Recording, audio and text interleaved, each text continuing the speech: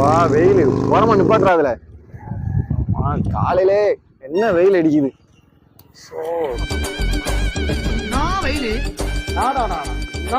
இறங்கி அதை ஊத்து எடு அத வெயில். அம்மா அம்மா இரு